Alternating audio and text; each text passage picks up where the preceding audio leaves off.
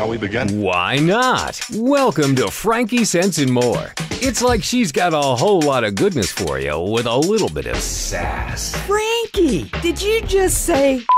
She sure did. Not to mention, along with...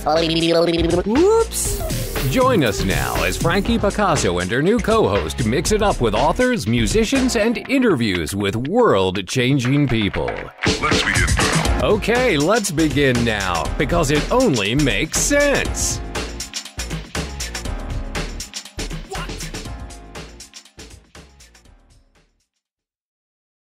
Looks like we're live. Hello there, and welcome to the Good Radio Network, and now the Good Media Network, because, you know, here we are, live and in person to you. If you're wondering what I'm doing, I'm trying to get over to my other Facebook page so I can see all of you. If you have any questions today, if you want to join us, I'm sure that you want to talk. I know that you do. You always like to. Okay. Well, hello and welcome again to FrankieSense and More. Yes, it's a new Frankie. My hair's short. It's so fun.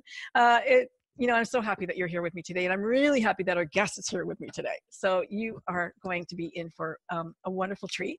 A little housekeeping. Below, if you see the little like buttons or you have a little wow face and you want to click those, that'd be awesome, because you know what it does? Facebook spreads us around even more when you do that. So I love it if you would help us out today. As you see, my beautiful guest is Prema Lee Gurreri. She is a leading Vedic astrologer, soul advisor, business consultant, and energy practitioner. And she's been doing this bit of work for more than 25 years. She is also a multi-award winning author and creator of Your Sacred Wealth Code, this book right here, Unlock Your Soul Blueprint for Purposes and Prosperity, and the Sacred Wealth Oracle Card Deck, which is also a recipient of 5 awards, I believe. Product of the Year, Gold Medal for Contemporary Spirituality in Books, and congratulations, I think in June you got the 2018 Coalition of Visionary Resource Award. So wow, that's awesome. Welcome, Prema, to the show. Thank you. Thanks so much for having me. It's really a pleasure to be here. Oh, I just love it that you're here. So thank you. So many questions, so many great, you know, meat and potatoes in this book. I love it. But before we get into it, can you tell us, for those who don't know, the difference between, let's say, Vedic astrology and Western astrology or classical astrology? Yeah. And so Vedic astrology comes from India. It comes from the East. It actually comes from the Vedas, which are over 6,000-year-old spiritual texts. Ayurveda, which Deepak Chopra made very popular in the West, also came from the Vedas. And the translation of Ayurveda is the science of life.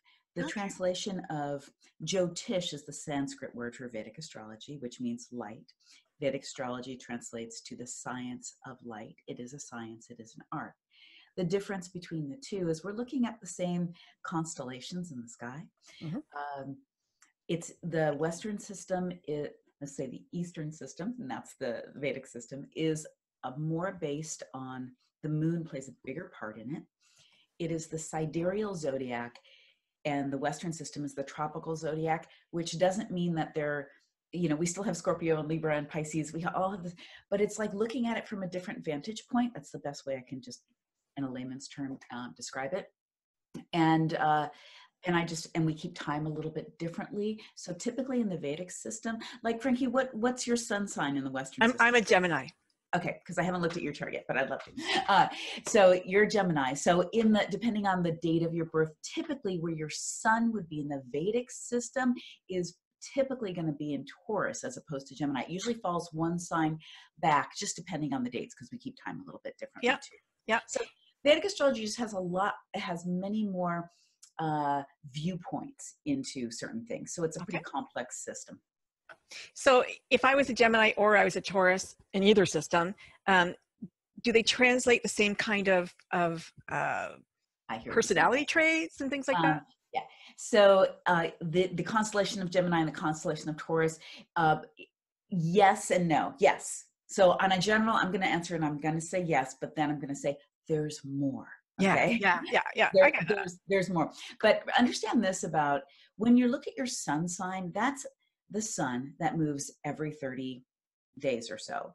And really, we're looking at your ascendant, which moves by the minute, by the hour. Then we're looking at the moon, which also moves by the hour, but by the day through constellations. Sure. So these things we look at first and foremost, and then we look at the sun because it doesn't move as much. And then what planets are. So it's so much more complex than just where's your sun.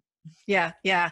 No, I understand that, but it's so interesting because I really do believe in the horoscope signs, and I really do, notice certain traits that go through the signs, and people can say what they want, but they're, I know Mercury rules me, and I know I'm a communicator, and I know that, I am the twin, and they're definitely two Frankies. I had twins who are Gemini twins too, which is crazy. A lot of people know. Well, even though, like, for instance, like you, depending on your birth date, and you may still be an ascendant, your sun may still be in Gemini in the Vedic system, but Mercury rules Gemini, and where Mercury is like I'm a Mercury person, Virgo though. Okay.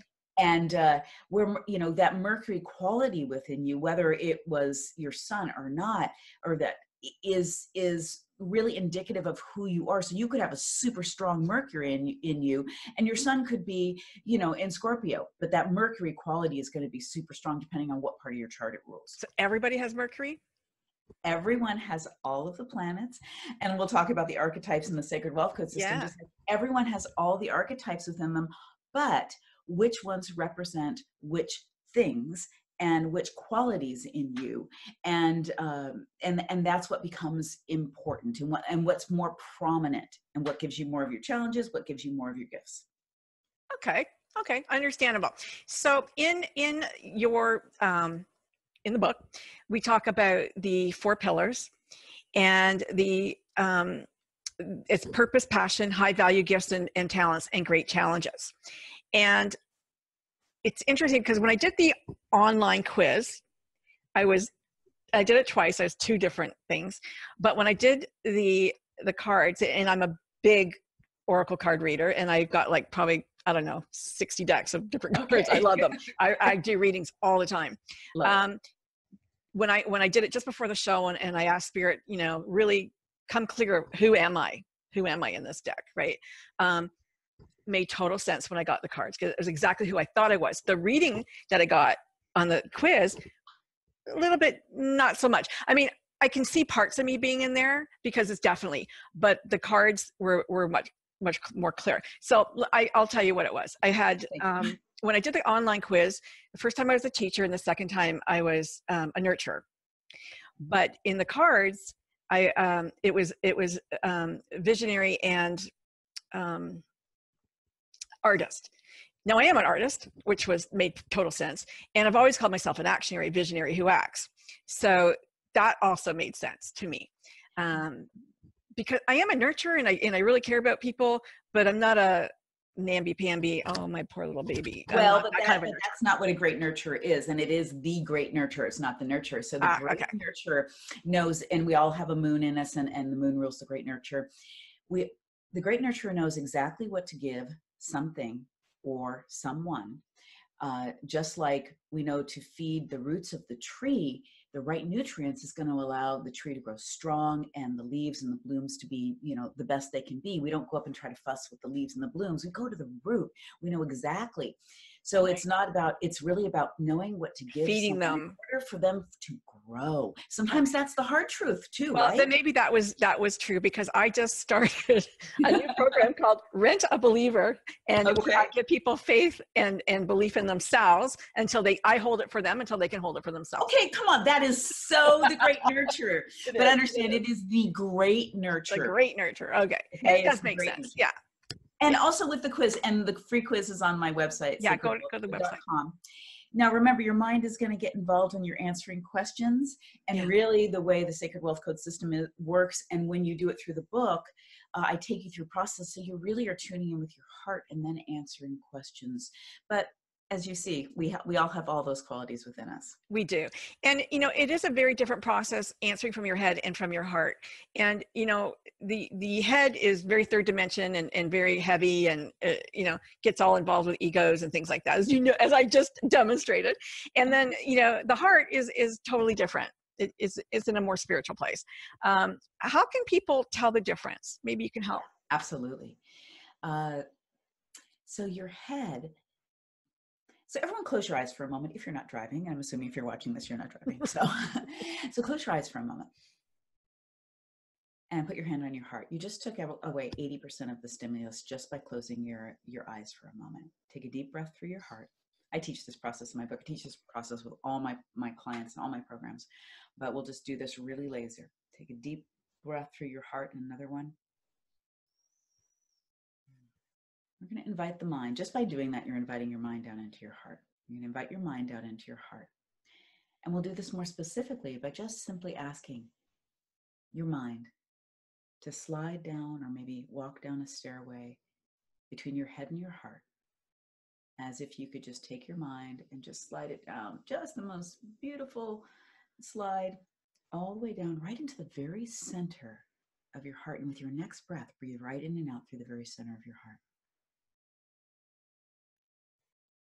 Now feel that. We're all in different places, but you can feel that sacred space you just entered. That's the field of the heart. Here you're connected to the unified field, to every possibility that is in alignment for your vibration. Now we're going to ask the heart a question, and I'm going to answer then Frankie's question about how do you know if it's the heart or the head. So the question will be,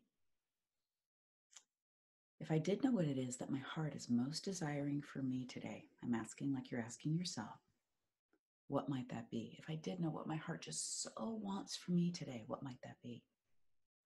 And those of you who are following along, just really open up and listen or feel. Your heart may speak in words, it may speak in pictures, it may speak in feelings. Take another deep full breath. And if you're feeling like that answer is just kind of floating up or popping in, that's probably your heart. If you feel like you're sort of trying to pull it down or you're looking up to try to get it, that's probably your head.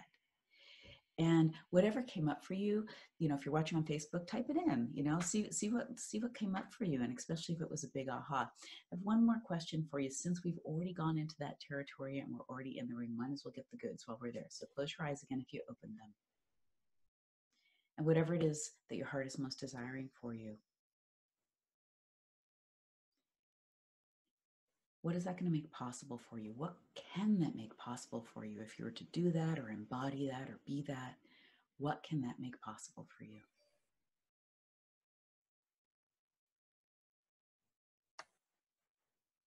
And again, notice whether that answer just pops in or floats up, or notice if you're sort of struggling for it and pulling at it, or you're trying to sort of pull it down from your head. And if you've got a story or that first thing that came up you ignored and you're onto something else, now you're probably in your head. Go back to the first thing. That's your heart. Let's take another deep full breath. Feel free to also chat that in. It's a great way to connect. And maybe in our conversation, we'll ask another couple questions later on. But to know what your heart wants for you every day and to what that can make possible for you, just everybody know you just opened some doors for yourself just by coming down and really telling yourself the truth. That's a really great way of explaining it. Really, really great job. Whenever I pick up cards, I get chills and I know Spirit's with me.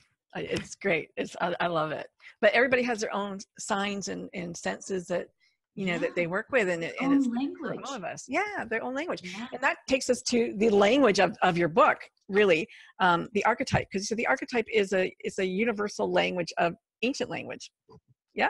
I call it a soul language because like I can say to you, like we talked about so far, the great nurturer, we talked about the visionary, the artist. Go back to Facebook, people might be asking questions. And I can say all those different archetypes to you, and a whole story opens up for each and every one of you listening in that may be a little bit different, but all has a very relatable quality. So it's a soul language. And I was really grateful when the archetypes really dropped in, and we haven't even really talked about what your sacred wealth code is, and we'll get there. But just to understand, our process is just perfect for those of you listening in today, because we're both tapped in here, and that's what's driving the conversation. And so archetypes, you'll have your own internal language, and they always can relate to you in your language and bypass your left analytical brain. I got a question for you. Himanish is in our chat room, and he's read all of the Vedas in Sanskrit. Good for him. I think Awesome. that's great. Yeah, that's great. So, what I find is very interesting is that so many people are searching for their purpose, and yet we're here to live our purpose. And why is it so difficult to find our purpose when we're supposed to be here living our purpose? Why is it a big mystery? Yeah, it's a really good question. I think mostly because there's so much distraction and there's so much coming at us in a day of information, and we're on information overload and we're on distraction overload. And so my purpose comes in different levels. This will answer the question more succinctly. The core of my purpose, which isn't the flag that I even fly, this isn't what it says it says this on my website if you really read, but my underlying purpose is really to live from the inside out and to support and teach others to live from the inside out. That's really the core, the underlying driver part of my purpose. And we have so much information coming from the outside, and we're taught to live from the outside in. You go to school, you listen, you memorize. You're supposed to listen, you're supposed to memorize, you regurgitate information, but your purpose comes from the inside out. You have to be tuned in, and that doesn't mean you have to sit in meditation all day, although it's helpful. But you don't have to do that. You just have to have it. You have to be with yourself and intimate with yourself and your feelings and your own inspiration, and listen to your soul and also pay attention to what you gravitate to, where your gifts are. I've been working with people for purpose for many, many years, and the Sacred Wealth Code is very much connected around purpose. It's purpose and prosperity and that interaction. But I believe that it's because of listening to the outside in, and that's the way our society, it's not your fault. That's the way the society is actually wired up from the time we're children. But if you let children alone and give them a good environment to really explore themselves, they will typically find their path quite easily, but we get in the way all the time with that. And remember, purpose is a journey. I know that sounds cliche. You don't want to hear it, but listen, if you got to the destination you already wanted to go to and you already did it, then every vacation you ever had would have already been done. And what's the fun in that? And it's actually, we are here for the experience. Right. And so you have to be it's like when I wrote my book, I've been teaching this body work for a very long time, but when I sat down to write, and anyone who's ever written a book, I had to interact with the information and my downloads and the keyboard and everything else. And in that process, a lot revealed itself in that I had to interact with it. Well, that's the same thing with your purpose. You have to actually be involved in your life. You got to get out from behind the TV and the computer and everything else and actually interact. Yeah, you make a really good point, because that socialized self is what you were talking about, is given so many messages that we lose who we really are. Everybody's telling us who we're supposed to be, what we're supposed to do with our life. And so often we get lost. And if you don't know how to listen to yourself, and many people don't know how to listen to their thoughts, you get lost in the shuffle, and you don't really know. But when you're quiet, for me, I know for you, I have a feeling that you're very good at just sitting still and meditating. I can't do that. If I'm going to meditate, my meditation is when I'm driving or doing something else, because that's when I can download. That's when I can I turn off the radio. There's a little bit of a difference between, so I don't sit all day in meditation, although I have meditation practice in it. And in the book, there's meditation processes, and there's an online portal where I just lead you through them so you don't have to. And also in all my programs, I have just so many resources for people, because everybody's very different. Yes. There's a difference between downloading, which I download all day long. I'm downloading right now. I'm tapped in, and I have an open focus, and I'm downloading, and I understand driving. I'm super kinesthetic, so I'm a mover and shaker. I'm walking, I'm in nature, doing things and moving my body. There's so much information that happens during that time. But when we actually sit down and we're still and we go inside and we're not having thoughts, and we're in that space, and that's why I use the heart for that space, because you found everybody was able to probably just to go there really, really quick. Very quickly in that space. That's it's not always about getting information. It's just that in that space, our energetic being has a moment to realign just with the truth of what it is. So there's we use the inner process for different things and in different ways. So, anyone who thinks that they can't, and here's what I love about most of my meditations are pretty active, so that the mind, and keep directing the mind in a place so that it's connected to the heart, so that you can be in that space instead of trying to just, quiet everything down and be there. Because that's with our world right now, we're not sitting in caves and we don't have the quietness to actually do that so much. Yeah. The, let's talk about wealth, the word wealth, because people think wealth is money, but that's not necessarily what you mean by wealth code. No. So wealth, my definition of wealth, and I really derive this from my experience with Vedic astrology, is everything you need to fulfill your purpose. Wealth is really the intersection of where purpose and prosperity intersect. And in the Vedic astrology chart, there's actually 3 wealth houses, and they all follow 3 of the purpose houses.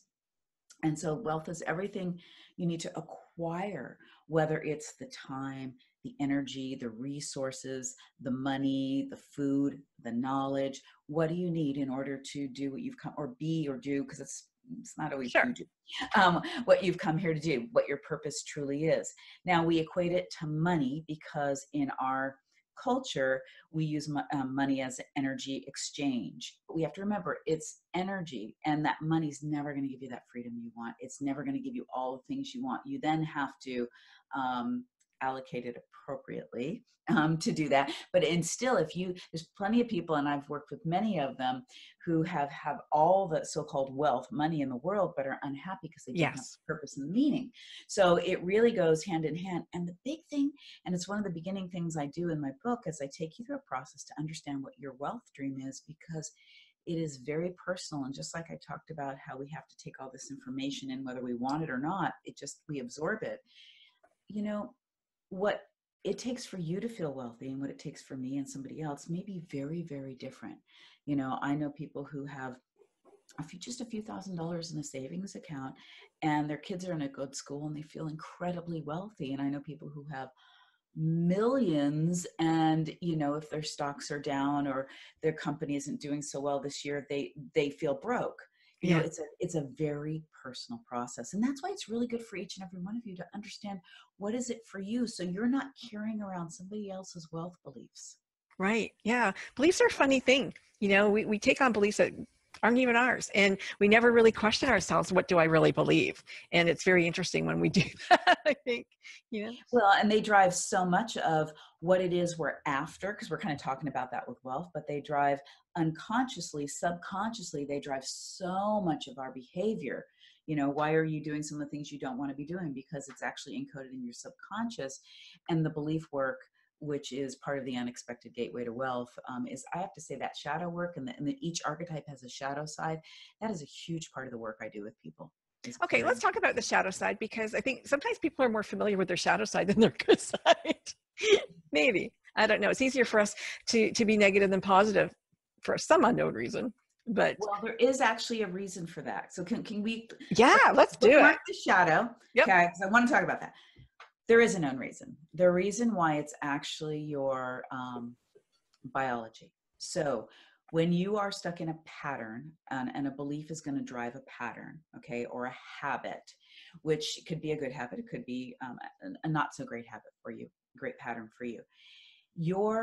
The way your mind, your chemistry works, by the thoughts that you have and the feelings that you're having.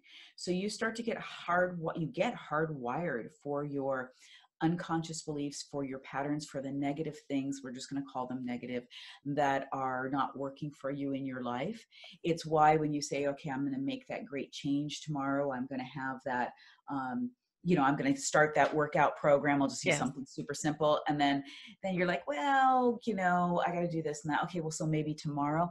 Your biology, literally your cell receptor sites, your neurotransmitters, they get hardwired in however you're feeling, being, and doing. So when you go to change, it's really uncomfortable. So you have to get used to the fact that it's going to feel uncomfortable when you change. And so that's what stands out first and foremost. You could have had 20 amazing things that happened today, but you're going to pick that one crappy thing that happened and kind of gloss over the others, and that's the one you're going to dwell on. But your biology pulls you in this direction. So when you know that, and you're constantly working at, okay, what do I need to clear today? And that's why I create a lot of clearing processes. You get in the habit of redirecting your energy and attention. But please understand that it's that density 3D biology part of us that pulls us in that direction. So the shadow part, though, that's amazing, is that I want you to understand, I have a saying that, and it's everybody's welcome at the party. Yeah. Every aspect of you is like this amazing guest at your party. It's not something you want to shun, because whatever part of you is locked up in a belief, a pattern, and in your shadow, so to speak, it's in the shadow. You can't quite see it clearly. It's like a misdirected child who can't quite sit in that kindergarten circle because it's got some other belief going on, or it's stubbed its toe or whatever. And you really need to learn how to find out, oh, what's really going on with this part of me? And what does it need to actually heal so that I can integrate it back into the whole of me? Because a lot of our path is recognizing our wholeness here. Right. So whenever you notice a part of your shadow or belief pattern, get excited. Go, wow, there's energetic currency I have that's locked up there. And there are ways that I can unlock it. And when I do, wow, it's going to be easier. There's going to be more flow. It's going to be more possible for me. And it's not wrong or bad. I love that. I love that. And I love that it's not good or bad or wrong or bad or anything. It's just you. It's part of you. There's 23 archetypes in your book, right? And I'm curious if any of the archetypes correlate to certain professions, just by happenstance. Well, yeah. In reading each and every archetype, I actually give especially in the book, the card deck, there's a book with a card deck, and it's a pretty long description, but it's abbreviated a little bit. Okay. I actually go through a list of professions with each one of the archetypes just to help people understand themselves, even though there's a lot of crossover. Like, for instance, Jupiter has 3 archetypes: the teacher, the sage, and the visionary. Jupiter is by nature expansive. It's one of our biggest, greatest planets of light. It means different things for different people, but it is what Jupiter wants for itself, so to speak. It wants for everyone. It's very expansive. It's got that big vision kind of a view, and it brings a lot of grace with it. It's an incredible advisor, and that might look different if you're a visionary. It might look different if you're a teacher, and it might just even be saying these words, or it might look different if it's a sage. If it's a sage, you're bringing more of that spiritual, timeless wisdom in. If you're a teacher, you're advising, but you're bringing in, more of the knowledge-based, wisdom. Sure. And if you're a visionary, you might be advising it, and you're bringing in information that's, from this more of a global vision that you have in your advising. So that's just one. Now, a communicator could certainly be a great teacher. For instance, Mercury's archetypes, definitely all of them are communicators, whether you're a merchant, whether you're a messenger, whether you are a communicator. But you could, like, any of those could be a great writer, for instance, or a negotiator. Or actually, you could be a great messenger and be great at sales, even though, a merchant's great at sales too. So yes, there are certain professions that lend themselves to the great nurturer. Of course, we think of, mothers and coaches, again, people who take care of other people. But there's a difference with the great nurturer. And I want to just bring this back up again because of women. We all have a great nurturer in them, but I see the shadow side of the great nurture come up with so many women, which is the overgiving aspect. Yes. The feminine side of us puts others' needs in front of our own needs. And so we see that a lot. Look at the nursing profession. And in fact, I had one client who calls them the unsung heroes. Yeah. And that it's the profession itself is actually built around overgiving.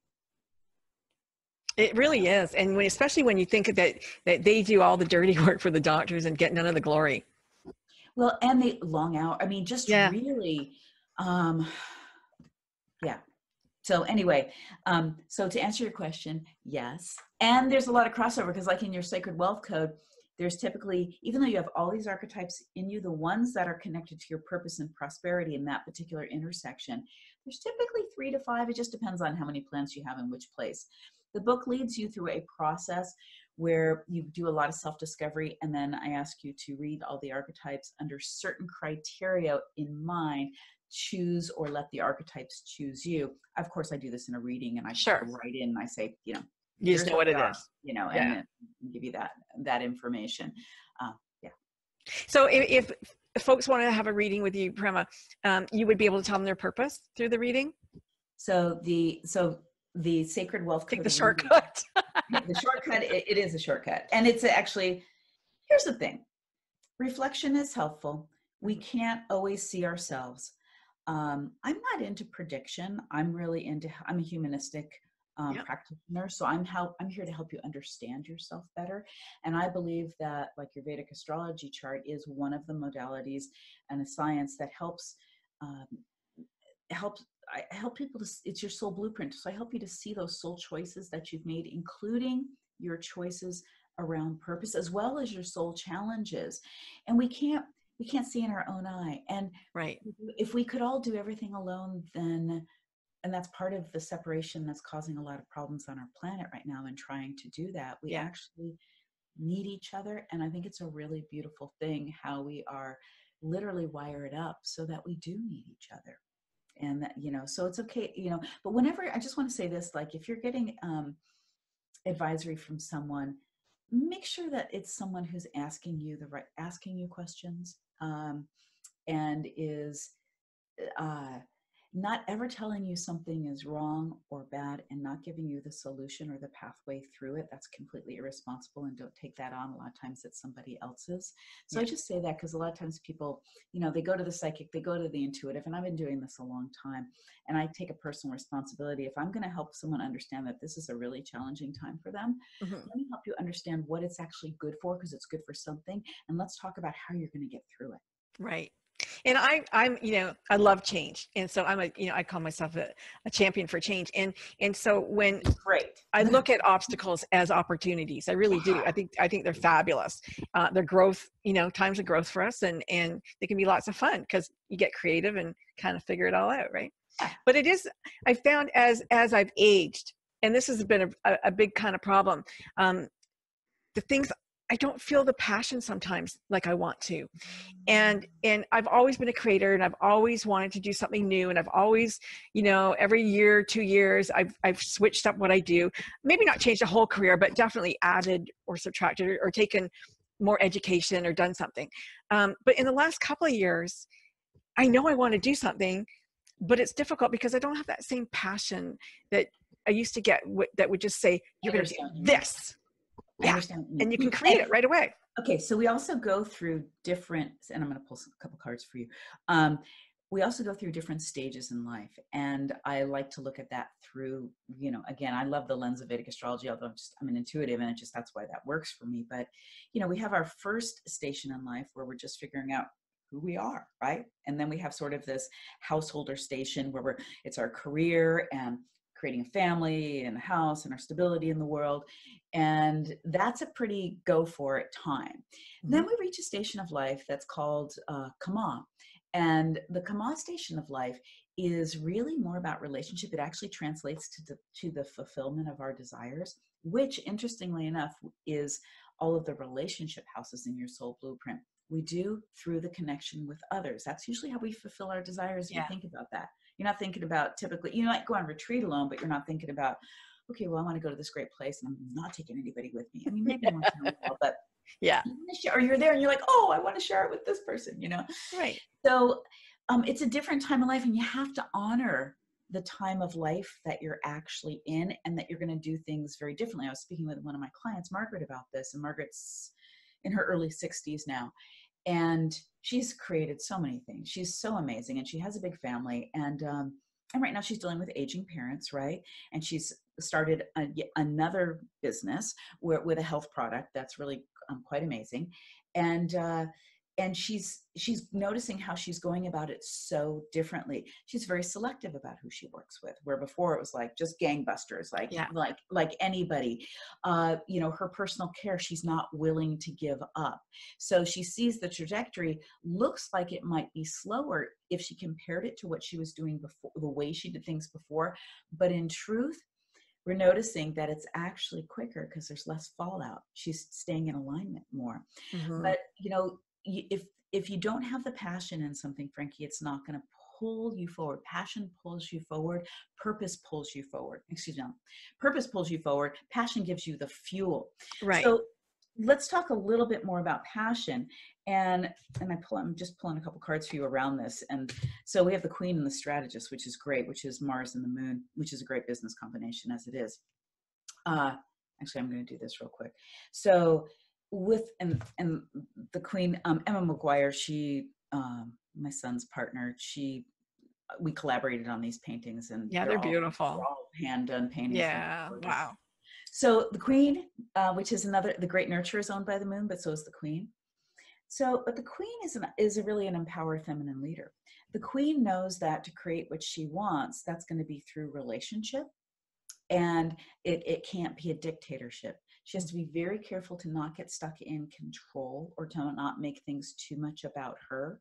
But through connection and through relationship and through truly leading from the heart, she can create what she wants to, and she's very interested in the long term.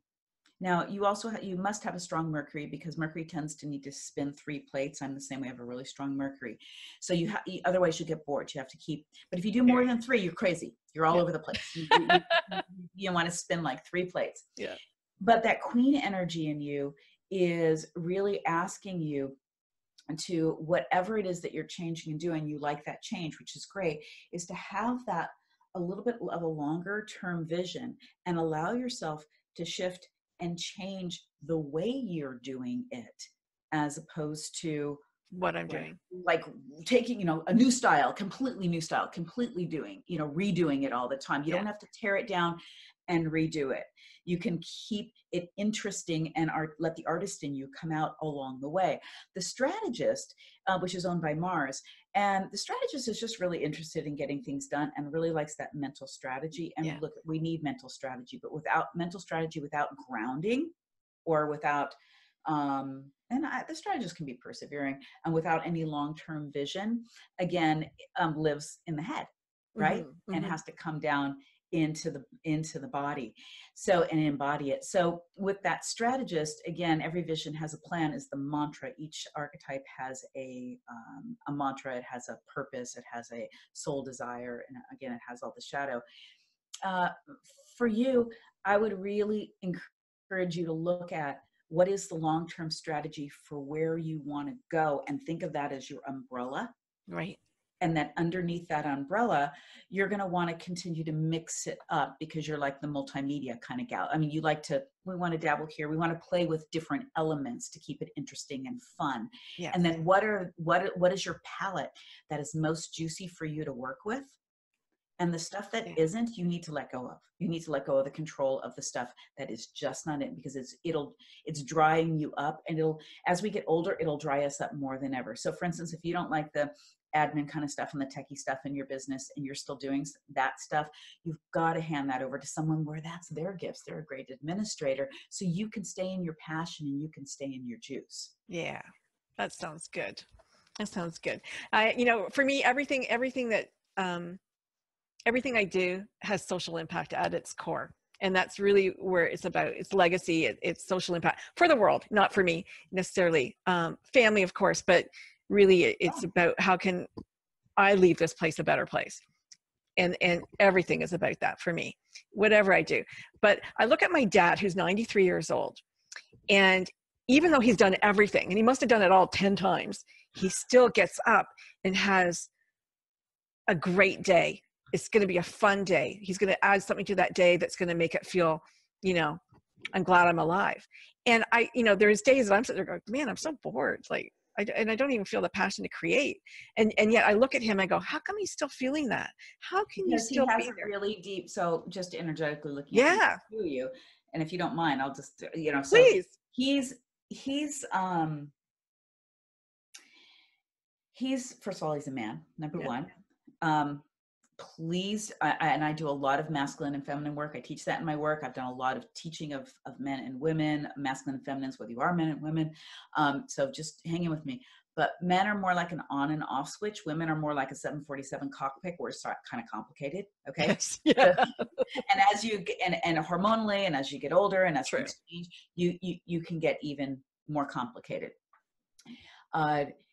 He's very clear, and it's very simple for him on, what he needs in order to have that pull of purpose to get up and go forward. It's like just one thing, Yeah. and he's good at that. And that's great. My dad's a lot like that. He's in his 80s and he's amazing. I mean, he'd be having this conversation with us and then he'll go do some yoga with me. He's amazing. Awesome. Yeah. But for you, I have to say that I know that the social impact is your purpose, but it needs to be redefined for you. And I say this with all due respect, but I can't feel the juice in it. And you're doing really good work, but it's not, you need the bigger thing to hook into. It's not pulling you forward big enough. So there's something it feels like it would take too much time, energy, maybe, and focus. That would really be the next big thing for you. But for you, because you do have a certain level of ambition, that if you don't hook into that bigger thing, it's like the freight train that's going 90 miles an hour that you're not sure you want to hook into, that would really pull you forward and pull this whole legacy with you. And instead you're kind of cruising on the commuter train, and you've seen the same thing for a long time. So it's kind of a little bit boring to you. Does that make sense? Yeah. So do you know what the big thing is for you that you're a little apprehensive of? I really don't. Okay. I really, really don't. Yeah. So, and that's been, and that's the first time in my life that I don't. And that's why it's very confusing and cool. frustrating. So get excited about that. Okay. Yeah. Get excited about that. And, but it's time for you to really find what that is, because it is something, because you're bored basically. And there's something, please, everyone listening in, understand, she's not bored with what she's doing for you. She's not bored with what she's giving you, but we all are growing. And the more you grow, like I have to keep changing it up. I just, in the last year and a half, I put out the book, the cards, the journal's in print right now, that whole trilogy. I'm doing a lot of work in moving that out in the world, but also the next two projects are already dropping in. I only have so much bandwidth and so much time, but that is, I get it. If that wasn't there, I'd be like, well, yeah, but what's, but what's next for you? Yeah. Yeah. So, oh God, can you just give me your birth date? That would just make it Sure. June 9. Okay. Do you want the year? I don't care. All right. So, 6, 9, what's the year? 57. And,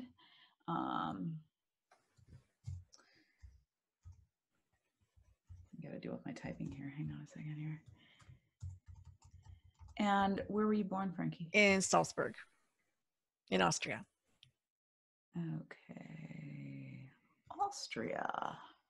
When did you move to the States? I live in Canada, actually. I didn't move to the States. Okay. Okay, gotcha. So can you spell it for me? Just yeah. Sure Austria or Salzburg? Salzburg. SALZBURG. Just like it sounds. Okay, great. And then do you know what time you were born? I think it was 7:05 in the morning, but I'm not 100% sure. My mom's gone, so I don't know. Can't ask her. Let's just go with what you believe it to be. Okay. Okay, cool.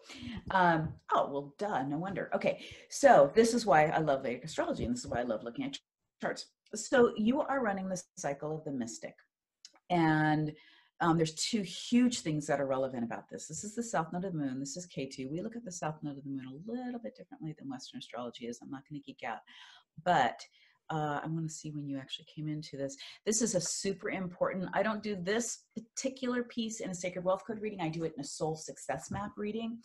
And you came into this particular cycle October of 2015. And then, and this cycle is going to run until you get to October of 2021, which is so weird that that's not very far away. This is the hot, fast cycle. But the thing about this is, and what's been happening for you, especially for the last year, and it's going to last until we got to get through these next eclipses in the beginning of the year. So this will change out sometime at the end of March, beginning of April. You are going through a lot of internal changes. Okay. And probably I don't know if you're in a relationship or what, but you've definitely had either not much happening on the relationship front or changes happening on the relationship front.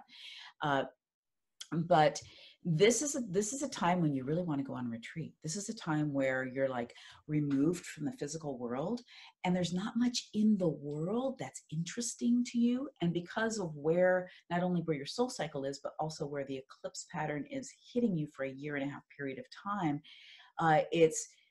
that's where it amplifies this more. And it's actually also hitting you on your ascendant personally. So it's in a weird way pulled you out and pulled you in at the same time. That's my quickest way I can tell you that. And there isn't a lot that's in the outer world that's really interesting to you right now. So my suggestion to you, and when someone goes through a time like this, and if it's really hardly aspected, which yours isn't, I really suggest during that time that you give yourself more time in nature, you give yourself more retreat time, you give yourself more whatever spiritual practice is for you, and understand that there's an internal rewiring going on. So when you come out of this, you're going to come into your cycle of your artist. You're coming into a very different cycle when you come out of this. And that's a 20-year cycle. And that is going to be a very different time for you. But this inner time is going to rewire you, as long as you don't resist it too much, is going to rewire you for what is next. So what's useful to know is like to know what timing you're in. Okay, like, so if you were to push through and think you're not supposed to be kind of a little bit removed right now, and what's going to be really juicy for you is the inner stuff or the spiritual stuff or that stuff. Let yourself really play in that realm, and your artist is actually very activated right now through the end of the year too. And it's activated with your consciousness. So I would give yourself time to really just, explore and to play in that way. And so when you know the time you're in, because 2021 is not very far away. Yeah, it's not that far. But once we get to 2020, these soul cycles don't do this. They do this. So once we get to 2020, you're going to start to feel it. Okay. So this next year, and that doesn't mean you're not going to start to feel it before then, what it is. But if you can let go of so much, okay, well, I don't have the passion. It's a relief. It's a relief. Exactly. I'm not supposed to have it. Not supposed to feel anything. Just give yourself some real room to move internally.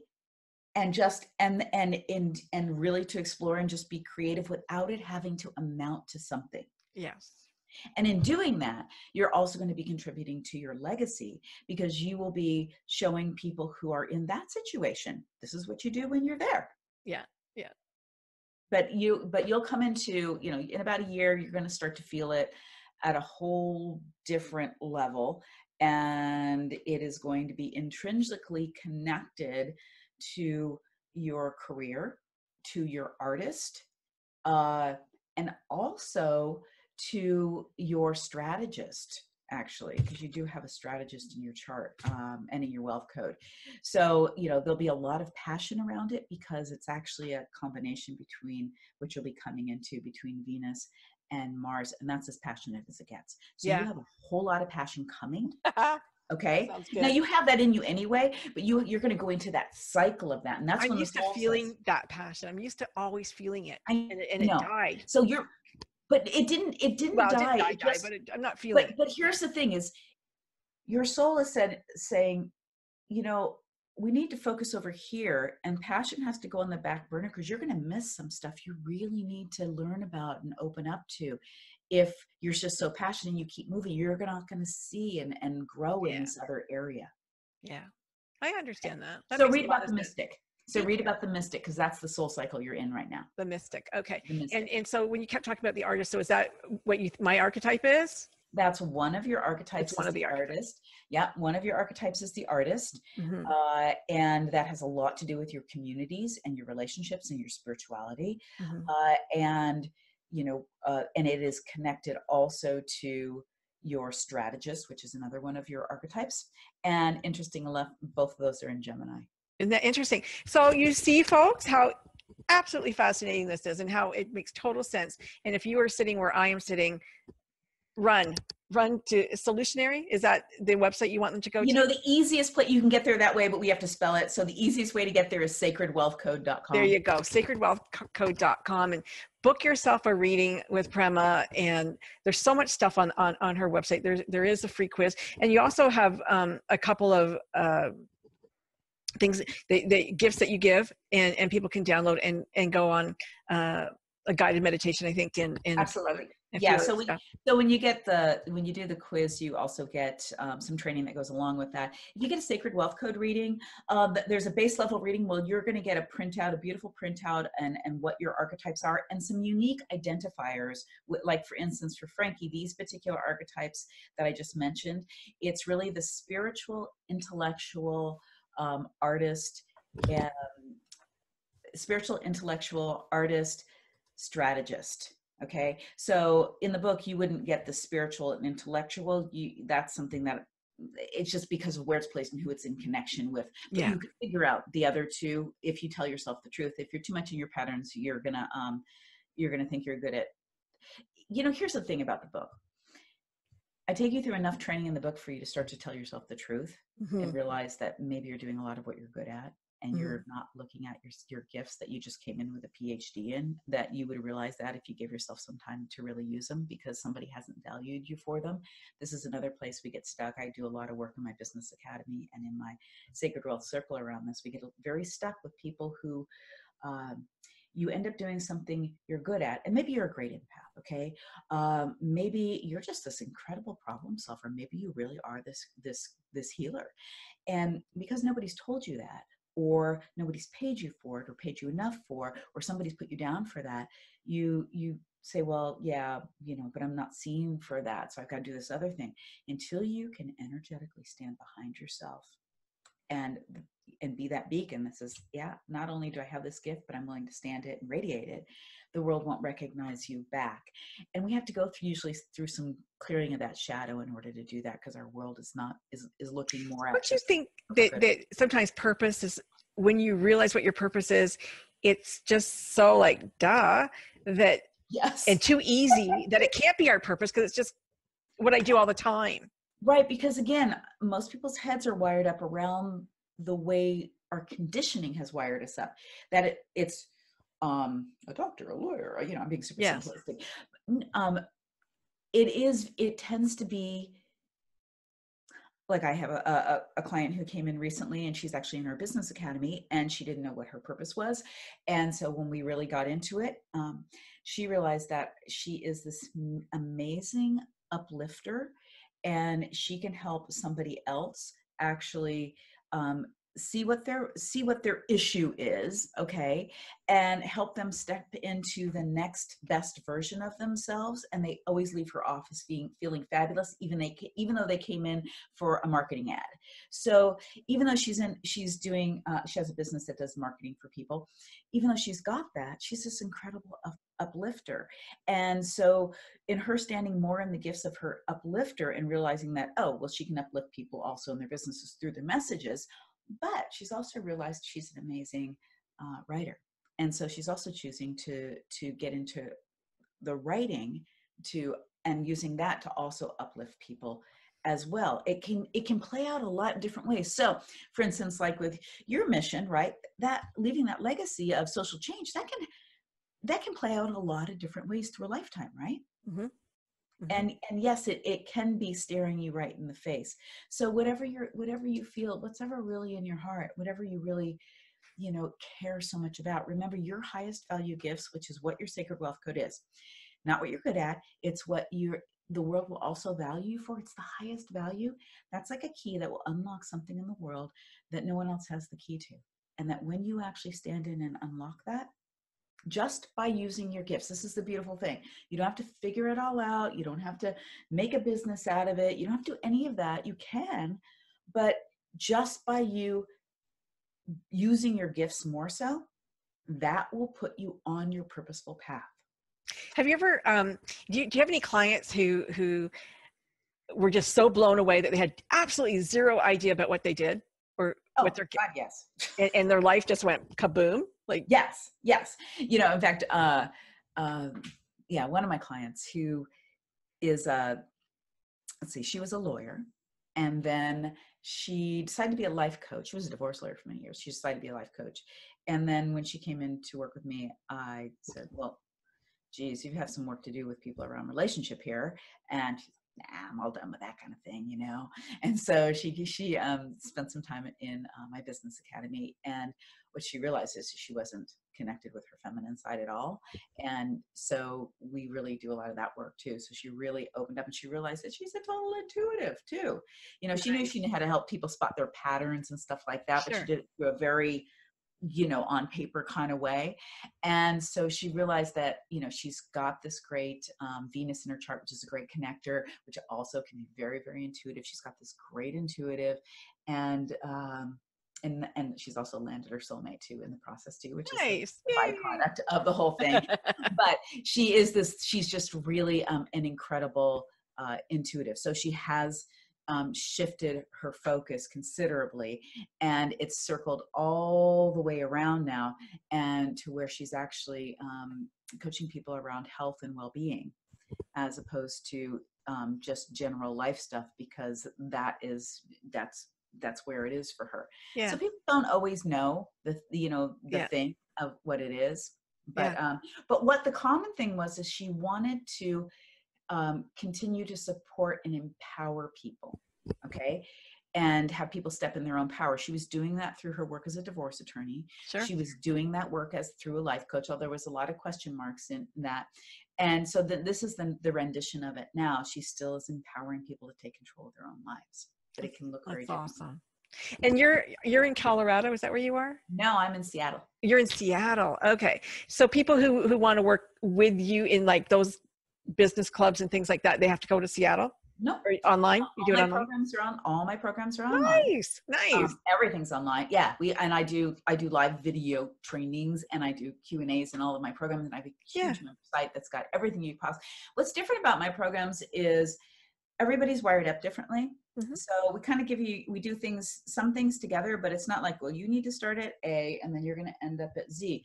I find out you have a soul blueprint session with me. I find out what's your unique pathway, and then I'm going to direct you to follow your unique pathway and follow those trainings while you're staying in the current energy group. Right. You're going to be encouraged to move at your own pace because everyone's coming in at a different level. Yeah. My VIP clients come in once a year and have a retreat with me, and actually hold that in Seattle as part of their program. And I also do VIP days, which are done virtually. I do readings, which are done virtually like this. But VIP days, sometimes people fly in for the day and spend a whole day at my home, and we do this together. It's been so much fun. You guys, Himanish, I know that you've been sitting there the whole time, and I hope you hit that like button, and I hope that you hit actually that little wow face too, because I know that he was blown away. He's like, oh my gosh, she's so smart. And you are. Prema, thank you so much for coming today. And do not forget, you can get the Sacred Wealth Code book on Amazon and different places like that. And the cards are beautiful. Your daughter-in-law, or your son's girlfriend? Yeah, we can call it. Yeah, that's who she is, basically. Yes. We talk about it, and she'd start painting, and then we talk about it, and she paints some more. And it's beautiful. Really she did a great job. Absolutely. Emma. Emma's the name of my new granddaughter too, so that's nice. That was one other thing I want to say. I don't remember. Okay, yeah. And sacredwealthcode.com is where you can find everything. Oh, Frankie, I will send you your printout though of your archetypes. Okay. Oh, that's so nice of you. Thank you so much. Yes, absolutely. Yeah, awesome. totally pleasure. Beautiful. Okay, folks, don't forget to go over to that sacredwealthcode.com and hook up with Prema, because wow, you just saw how amazing she is. And the book is a really great read, and there's lots of great questions. It's a good coaching book. You read, you kind of just sit with yourself, as she said, figure out, you know, who you are, your internal self, not your external self, and then move on to the next little bit. So definitely, it's a really good workbook. And there is, and if you can grab the book and the cards off my website and get some free gifts. You can grab the book and the cards off Amazon. You can come back and get the free gifts. But in the book, in the table of contents, there's a website you can go to, and I will actually lead you through the different processes in there. And there's clearing processes in there too. So if you want to just sit back and have me ask you the questions, you know, you've got that too. Yeah, and sometimes it's a good way to do it. Yeah. All right. Well, thank you so much for being my guest today. Hang in there. We're going to leave Facebook. Goodbye, Facebook people. Totally a pleasure. Thanks for having me. Thank you so much. I'm going to stop that. Yay. And I'm just going to stop the recording.